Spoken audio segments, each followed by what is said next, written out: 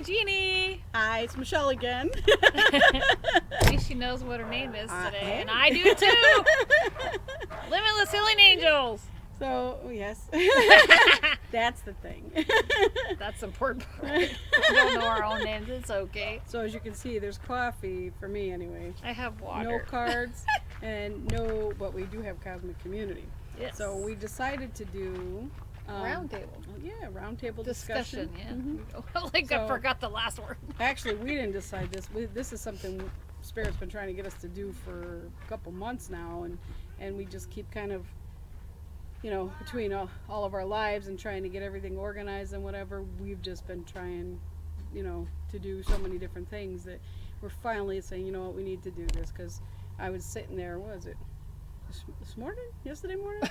It was this morning, and she's asking me like I remember. And they were just like talking to me, and talking roundtable, and I was like, oh, I forgot about that, and they're like on me, so it's important, I don't need that. Thank you. So, yeah, it's very important. So we thought we'd just kind of come up and talk about this roundtable discussion. Is, we're going to talk about things that happened to us in our lives, and what we did to overcome those things. And eventually we're gonna put a couple of these out, and then we're gonna start doing live Q&As, and so that way we can tell us what you're going through, and we go from there. Mm-hmm. See what insight we get to help you or whatever, or anybody else. Mm-hmm. This is what our community is all about: is everybody working together to share, lessons that they've learned, experiences that they've had, and how we've worked through them. And we want to hear what you've gone through. We want to hear how you've overcome what you've gone through, and what your goals are, and not just bad things from the past, how good things too. We want to hear about your triumphs and your victories and your goals and your dreams. Because Michelle's path is much different than my path, so, and just with everybody else too, because I didn't really start down my spiritual path until I moved to Sholo, so maybe 6-7 years ago. And I mean, I got bitch slapped pretty much, like, hello, whap, you're doing this, and I'm like, what in the hell's going on? And my husband's like, you're nuts. Yeah, you think I'm kidding? If anybody knows my husband, he was like, you're nuts. And my family was a little, I don't know, and I've had some open conversations with my dad and my mom and my siblings too. It's just, you take what you get and go from there. So my dogs are as annoyed with her husband as I am right now. You can't see. He knows they bark every time he goes near them, and every time he goes, we'd start to do a video. He's so awesome, and then he'll do something, I swear, just, I don't know. I don't know. I know him and I got some past life stuff we're working out. And I may have to kill him in this life too. Just saying. So it wasn't me. Just saying. Oh my God. He may not make it to his birthday tomorrow. Oh yeah, it is his birthday tomorrow. So happy birthday tomorrow, honey. Thank you. Yeah, she's talking about killing you, and I'm telling you happy birthday.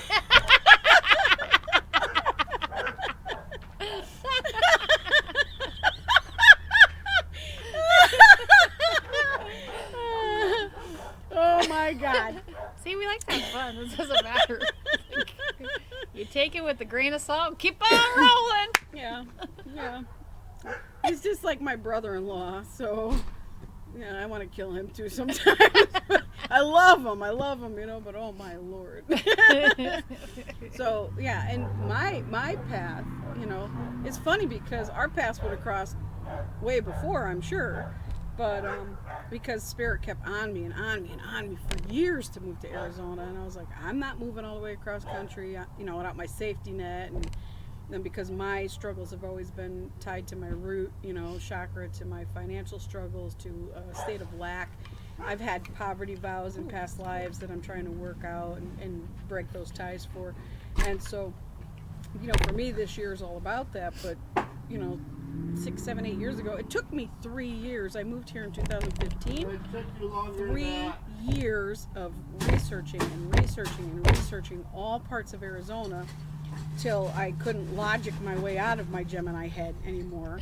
And said, one day, I tried moving to North Carolina, I tried moving to New Hampshire, and everything either didn't feel right or fell through. Didn't you go to Florida too? Well, we moved to Florida, and then we moved back because that didn't work out. And then moved around a lot first. I just wanted the hell out of Connecticut as bad as I could. From the long as I can remember, I just didn't want to be there. The energy was so dense, and people were miserable, and I didn't realize how miserable I was until I moved here and saw like genuine sincerity and kindness and compassion out of people, and I thought I was on another planet. Honest to God, people were holding the door for me, and gentlemen were holding the door for me, and I'm like, what do you want? Because I was raised in that New England mindset. Like, what do you want? What are you holding the door for me for? I can get it myself, damn it, That's the way I was conditioned. I was raised like that, so I didn't know any different. And it took me better part of a year to kind of let go of that and get used to, like, and being grateful for, thank you for giving me that respect, that kindness. I wasn't used to that at all. But, and still there's a lot of things that I'm changing. But, I mean, our paths could have crossed years before that. Well, I was only in Sholo a year before her, so but I could have moved earlier too. Hell knows where I would have been. Had I come earlier, she might have moved up earlier. You never know. But I was looking at, all over the place here, Kingman and Strawberry and Oracle and like everywhere. I was all over the map. And then I got here and we pulled in to the White Mountains, came through, and we came through into Sholo, and I thought, this is where I need to be. And I stayed there for 5 years, and that's how we met. Yep. And Took me a year to get her convinced to move down here to Marana. Yeah, well, and I love it. It's absolutely beautiful. And I was teasing my dad. My dad's down here visiting from Connecticut, and I said, look at this. It's 71 degrees, January 4th. And I'm taking my sweater off because I'm so hot. Like, it might be chilly at night, but I'm okay with that because there's no snow. You get an occasional rain. You don't have to dig out your driveway. So I laugh every time I open up the front of my toy hauler because I got a snow shovel. I gave my snow shovel to my son because he's still dumb enough to be up there. And then joking. I'm joking. So we love you, Jesse. So, but the window brush, the snow brush, for the windshield, and I laugh thinking, I'm never going to need this again. I just love it, I'm just going to sell it at the next yard sale we have, There you go. But it's so different, we were talking about, some experiences today. I was talking to my son and my daughter about some state of lack that we're still kind of in and struggling with, and how it's kind of weaving in and out of all of us in the family, and that's an archetypal thing that's going on for me. Comes down from my grandparents, my parents, and all the way down. And Ghostbusters. I was just thinking that. What are you, a Ghostbuster? Oh my gosh, he comes out with all these things, and I'm like, oh my God, it's Egon. But that's an archetypal thing for us. So, I've had this struggle with Me lack. too. Yeah, and so I've been trying to break that, and for years I fought against it, and then I realized I'm bringing that to me, by acknowledging that, yes, there's a state of lack, and you want to get rid of it, and so there's that fear, that underlying fear and doubt, and so you bring that to yourself because that's what you're focused on, is getting rid of something instead of saying, I am abundant.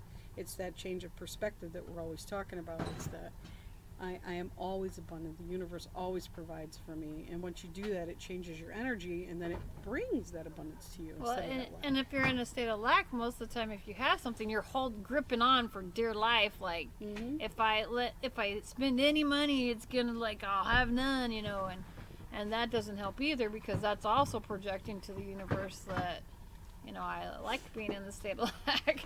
So, what I didn't want to do was just get over it and move on. I wanted to be able to experience things and really just let it go, because I don't want it to continue playing out in my kids and my grandkids. I want that archetypal cord just cut. I want it severed. I want to learn from it so I can share and teach my kids, this is what you need to do. And so my whole life has been like I was born into a really wealthy family, and my whole adult life was, so like for the first like 18 years, I had anything I needed at the drop of a hat, and then the next 18 years, give or take, not so much. It was the complete opposite. I snubbed my nose at it, and I paid the price. I drew all that lack to me, and that's when it all played out. And then now, from like 36, 37, probably 38 on to 50, the last 12 years or so, I've been kind of like... I was wondering if you're going to say 50. I don't care. I don't care. Yes, I'm 50. So whatever. Eyeball me. I'm gonna get him his own camera or a mirror or something so he can just talk to himself. Right. Oh my God. I keep teasing them. My kids, I have all their various gifts, and son of a bee. You almost got me, Roundtable. bastard. They've got all their various gifts, and I can't get them to come out and start working on their gifts. They're not ready yet. They're going through their own things. My two younger ones, and they're doing their own thing, and her family, all they want is they're right there all the time, but they don't want to participate though. Like, mine are hiding for fear of participating, and theirs are like, well, we're here, but we're here, but we don't want to be involved. We're here, but we don't want to be involved. We're here, but we don't want to be involved. Mm-hmm. It's just funny. Rose's favorite thing to say is, Mom, why do you have to tell everybody that you talk to about what happened to me, about my gifts and stuff? I'm like, why are you ashamed of it? Why do you not want to share? Like, but if somebody's interested in what we're talking about, then you share, like, she's a medical intuitive, but she doesn't like me to share. Now if she ever hears the video, Mom! Eventually, maybe they'll come around, especially with all these changes within the next few years. I think that whole generation, and that's why it's a roundtable, so we can add more people so they can share their experiences too, because that's what this is about, is share what happened to you so that you can have that bouncing off of people, because we've both experienced some crazy shit, Yeah. and and you sometimes you feel like you're crazy, and if you don't have anybody to talk to, then it's hard. But if you have the community, that's what we're here for, to have the community to help people to share, like, well, oh my God, like, I grew up in a very normal stereotypical New England family, suburban family, and so we never talked about ghosts or spirits or any of that stuff. And then when I was in third grade, one of my teachers, I don't even remember why or how this started. We must have had like a free day or something, and she started teaching us about our palms. She was doing palm reading with us, and it was the coolest thing. I thought, oh my God, it's the coolest thing. Miss Rinaldi, I'll never forget her. Swear to God.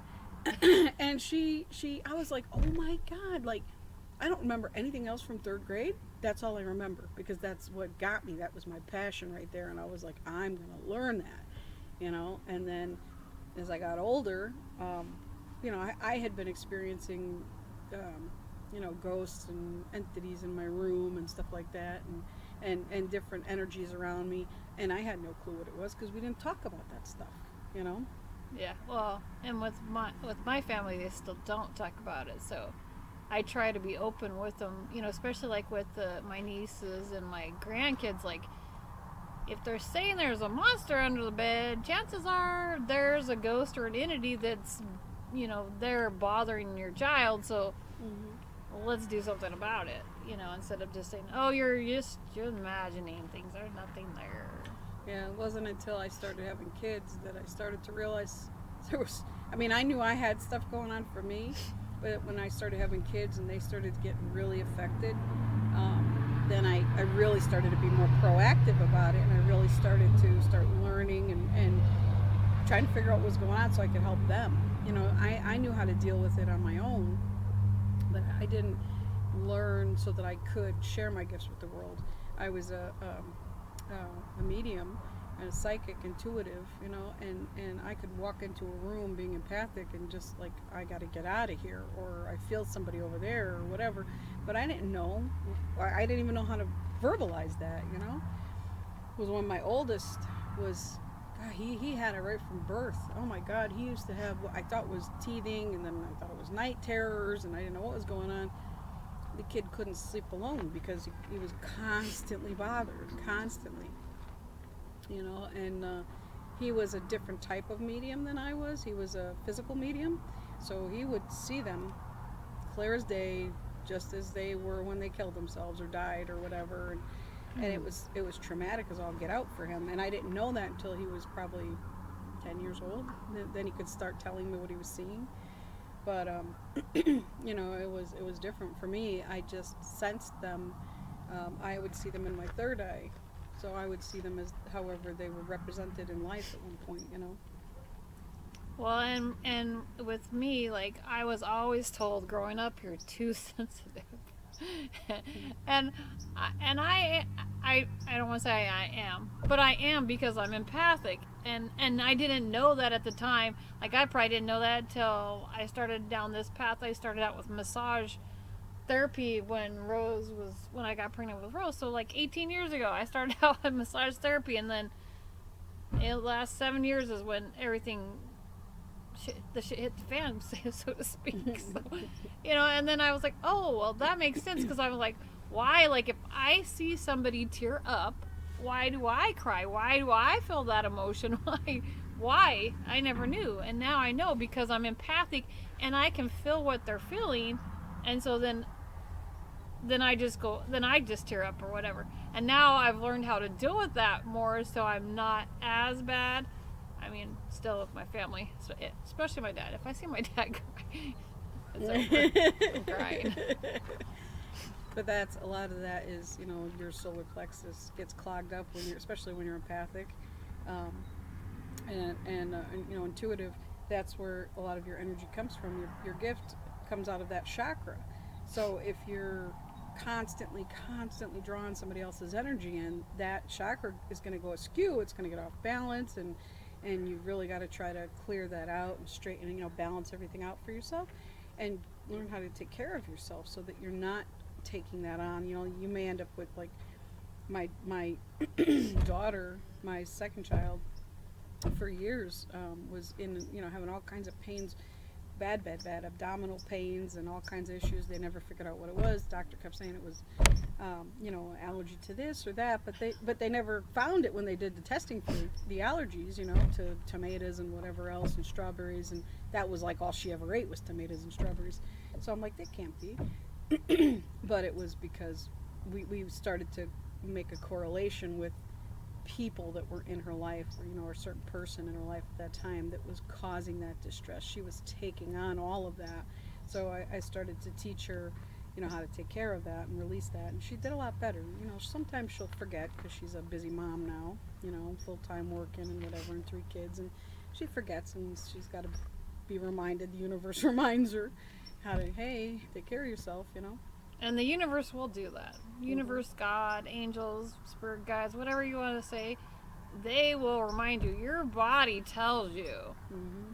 Like, if you're sick, you need to kind of step back and look at what was happening around the time that you got sick, where the sickness is, and you can even Google what correlation that has to it. Like,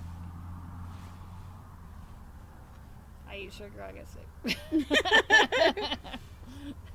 But that's a different story, because that's more of my vibration and the lower energy foods, which is not good for me. So that's another discussion for the next time. Mm-hmm. we'll have the whole food discussion next time, because that's a big one. Yeah, that is. Yeah, I think that's a good one to start with next time for sure, because, and especially with the holidays just being over, I all day, everywhere I go, yesterday and today, people are talking about you know, wanting to fast, wanting to detox, wanting to, you know, do all these things because they took on too much. Well, you didn't just take on too much in the food, you took on too much being around other people, and you've taken all that on. So when you're around other people like that, you know, you're empathic, you're taking that on, and then you feel like, oh, you know, if somebody's like upset or sad or stressed out, you know, just like you, if you get sad, a lot of people tend to go to sweets and, you know, ice cream and comfort foods, Junk. you know, pizza. And so when you're around other people and they're upset about something, you know, the holidays, a lot of times people are missing people, and so you're taking on their energy, so you may be eating junk food and being like, why am I doing this? I don't even want this, you know? But Right. it's because you're feeling that energy and you don't even realize it. It has nothing to do with you, but it's about clearing out the energy you took on from other people too. That's a Yeah. huge part of it. Definitely. So And sometimes it's like an addiction or a comfort.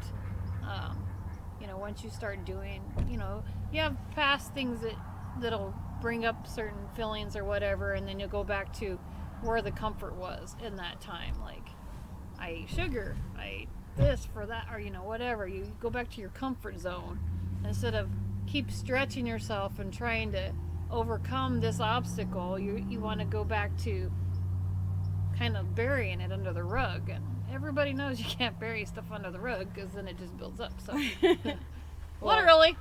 as an example, like Thanksgiving, Thanksgiving was very different this year. You know, for my family, for a lot of families, Oh yeah. and it was good. It was good, but it was different. And we went there, and there had to be 3 pumpkin pies there, you know, at my daughter's house, and I didn't eat any of them. To me, pumpkin pie symbolizes Thanksgiving, family, tradition, and I didn't get any of it. And I didn't even think about getting any of it because I was, you know, busy playing with the grandkids and whatever else. And then right afterwards, I started getting, you know, a little down, you know, like it was so different, and I kind of missed the old ways. And but then I was trying to put a spin on it, look at it from a different perspective, and be like, well, you know what? It's just new. You know, the kids are gone. Everybody's got their own life. It's just different. This is an opportunity. So I tried like looking at it from a different perspective, but subconsciously, I was out at every store. Every time I went to a store, I was looking for pumpkin pie for the next 3 weeks, 4 weeks. I couldn't find it anywhere. And I was getting so frustrated. The more I couldn't find it, the more I had to have it. Like, and I was about ready to order it online and have it shipped from somewhere. Like, I was beyond frustrated. But then I realized after, when I found it and I ate it and I was sitting there, I was thinking, I didn't even tell you. I was thinking like, oh my God, it's because of the family. Like, that's part of my struggle, is that interconnectedness of family for me. So I was just like, oh, that's why I went crazy looking for that pumpkin pie, was because to me that's what it symbolizes, and it was so different that, you know, Trying to fill that void. yeah, with the pumpkin pie. It was a good way to fill the void for a minute, but I'm paying Then the the void price pops now. right back up. Exactly. So, but Same it was, thing with the sugar and anything that because you know with Christmas and Thanksgiving you have a lot of sugar stuff. And I didn't eat any sugar at Thanksgiving. Oh yes I did. Yes, you did. Oh yes I did. I didn't eat as much. She had a lot more at Christmas. I had it for a week and a half. And let me tell you, I'm having problems now because I'm thinking, oh, I'd really like to have some ice cream, or ooh, I'd really like to have that, and I've not had that for years. And now I'm like, since I had it for a week and a half, my body's like, not my body necessarily, Gimme. the. Go ahead. Are you handing cash out? Then, yeah. Keep No. going, keep walking. So now Paying myself. now it's like I'm craving it because I had it for a week and a half, so it's kind of like I'm craving it. Like it's a comfort food. It's a, you know, feeling like, because you know, like she said, it was a much different holiday season, and so I'm like craving it, and then I'm like, but I've been going nope. She has more self-control than I do. I said, 'Cause- pumpkin pie with whipped cream, hey. I'm down, and then I'm eating it, and I'm like, oh, this isn't as good, because now I know what it means to me, you know? It's that awareness, you know? Right. So, but I don't need to eat a whole pumpkin pie over a matter of several days. But yeah, a little piece would have been good, you know? But That's yeah. all right. You know, Yeah, well, that's we a live learning and we curve. learn. Yeah. It's that whole, no wrong way, curvy card that we had the other day. There's no wrong way. Everything's a lesson. So if I put on a couple pounds from pumpkin pie, so be it. I will work on the emotional stuff and work on that. That'll everything else will melt away. Yep. Yep. Mm-hmm. That's like she said. There's no wrong way, and if you do, like I did, okay, I was off on sugar for a week and a half.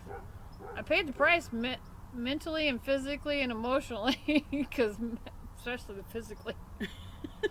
Oh my God!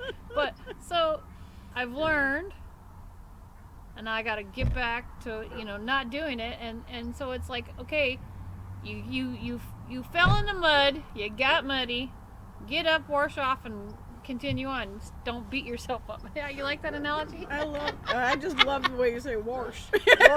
Oh, shut up. You can blame my mama for that. I just love it. I think it's so cute. I don't even know I say it because it's just what we say. Okay. Wash. Well, it's like me. I say yesterday or whatever. People don't know. This just comes out. Whatever. My accent comes out. Hers comes out. I don't know it's mine. Who does? I don't. She don't. Like I said, you just wash off. Wash off. Just don't force it. Be Force- yourself, damn it. Just be yourself and don't beat up on yourself. I'm gonna say wash. I'm gonna say y'all. I was enjoying. Yeah. Oh my God. Not to change the subject, but my son and I were talking about that. We were somewhere. Oh, we were somewhere, and it said coulda. And I said, coulda. They'll probably put that in a dictionary now. And he goes, yeah, it's probably in there because it's slang like y'all. And I was like, what is going on with this world? Ain't. I ain't going nowhere. And my mom was an English teacher. You didn't say ain't. No, she would say, but then I said, it's in the dictionary now, so I can say it. Oh my gosh. Like I said, what's going on with this world? It is what it is. So feel free to share your experiences, your emotions, your whatever. Mm-hmm. I don't even know.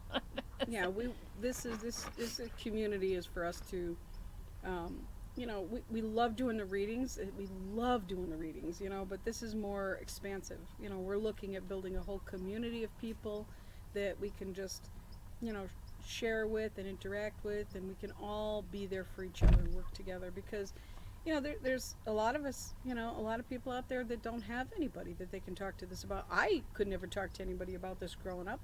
I thought I was crazy, and people surely thought I was crazy if I brought it up.